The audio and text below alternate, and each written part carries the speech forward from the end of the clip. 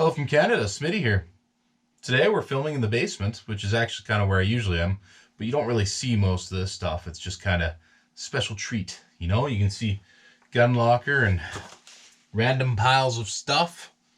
That, huzzah! Recently I was talking to BTemple out in Newfoundland, and I mentioned that I was after some of the Polish firefighting rations, and he was kind enough to send a couple out to me. But in that box too, he also threw in one of these bad boys. Woo! You know what this thing is? You know what this thing is? This is a Jordanian ration. This is actually a civilian model of the military 24-hour ration pack. Unfortunately, it is sealed, so we will have to get through this package. To the desk. Welcome to the desk. Here's the ration pack. You can see, as you have kids, you will end up with stuff on your stuff all the time. I think that's spaghetti sauce. Who knows, really? They're dirty. Now, you might notice that this ration pack looks a lot different than what Steve 1989 had reviewed. That's because his was military. This guy's a civilian, so it doesn't really have the same markings on it. Although there is some weird Arabic writing that looks kind of personalized, and I have no clue what that means. This box is rather diminutive for a 24-hour ration pack, and you can tell because it weighs that much. Now, if you are unfamiliar with the metric system, come on, America, keep up. We will need to get through this tape, though. And in true Smitty style, we have the tool for the job.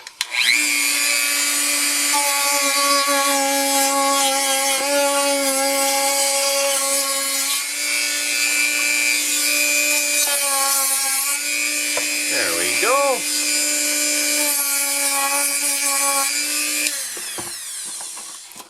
Perfect. Oh, boy. I use that thing actually to trim Stug's nails, and oh, that actually smells pretty gross. Alrighty, here we go. So we have an English methods of heating the meal. Submerge the sealed package in boiling water for 15 minutes. Place the sealed package on a hot metal surface such as a tank, car, or bury it in the sand for 20 to 25 minutes. This kind of annoys me, the larger numbers first. So, right away, we have an accessory bag with a little seal here. That's pretty cool. We have some Fapkins and 3 large spoons. Wow. 2 Lipton tea packs, 2 packs of salt and pepper. There are 8 packs of sugar in this. Holy jeez. Wow. A tin of flowers with some fish on it. It does say tuna, but never trust the labels. This is 160 grams. It's packed in 2016 and it's good till 2020. We have 100% natural honey. And some strawberry jam. Now the jam itself says it's expired, but we're not going to let that stop us. And finally we have some white rice and chicken and some white beans. This expires in December 2019 and this one expires in May of 2019. So you're going to look at this and go, man, that is not a lot of food. So these contents are the exact same for most of the Jordanian military. Even some of the 2019s that I saw coming out, same items. The difference really from Jordanian rations to what you're typically used to with Western power is that these guys aren't deployed. They're not very far away from base. They're not very far away from home, to be honest. So there's a lot of cooking that these guys end up doing. I did try to find out if this was actually issued with a bread component or something separate. You know, you get the pack and you get a bread. And it does seem like that is the case. And then, you know, the soldiers do supplement themselves with their own food. Whoa, wait a minute. That wasn't in the ration, was it?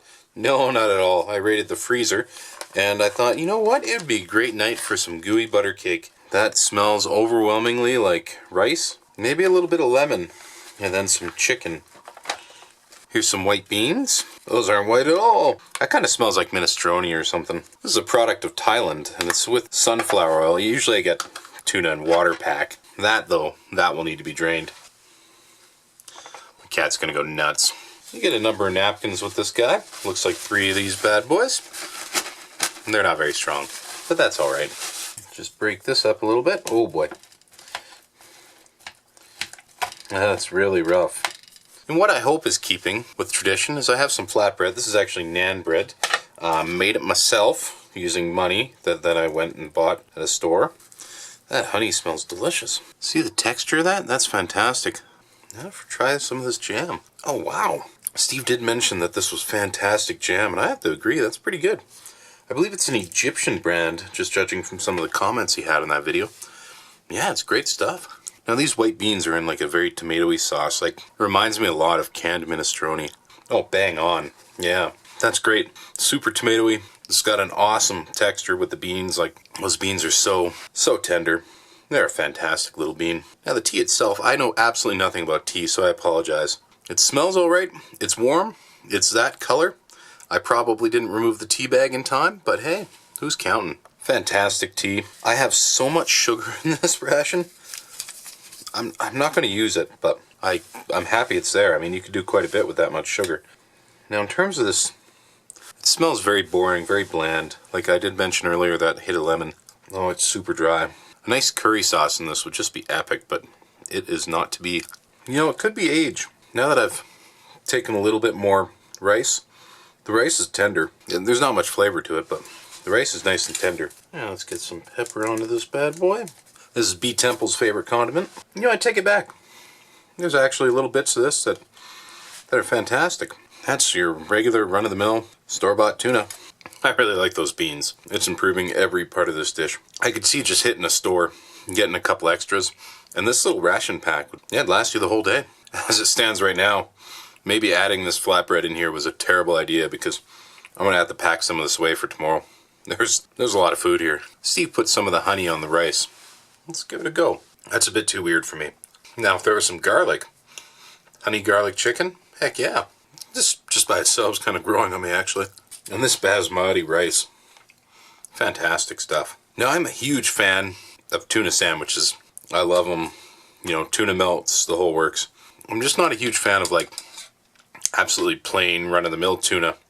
You know, you can buy those awesome little tuna snack packs with the, you know, red Thai chili or the lemon pepper. Fantastic products. This is a little basic. There's obviously not a mayo pack in here, and to be honest, after experiencing the tuna MRE with their fat-free mayo, oh my god, what is that stuff? That's not mayo. Oh, it's like the worst mayonnaise I've ever had, and it's whiter than printer paper. There's something alarming there.